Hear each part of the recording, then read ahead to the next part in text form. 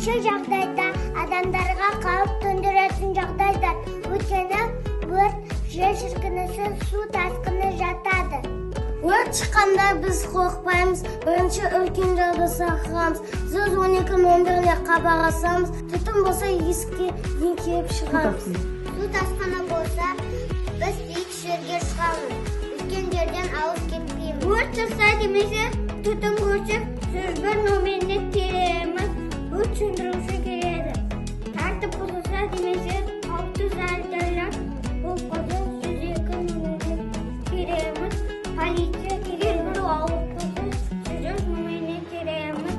Дәрігер келеді. Газ иісі шықса 104 нөміріне хабарласамыз. Келген қауіпті жағдайлар болса 112 нөміріне телейміз.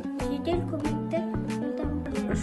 Өрттен аулау қауіпті білеміз, біз бәріміз өрт бойынша білеміз, жүргізуге хабарласамыз. Егер құмаласа, өрт сөндіруші жеткілікті қауіпсіздік сақтаймын, аман болсын. Өрт шыққанда саспаймыз, үлкенде шақырамыз, бірге көтереміз, көмек сұрап үлгереміз.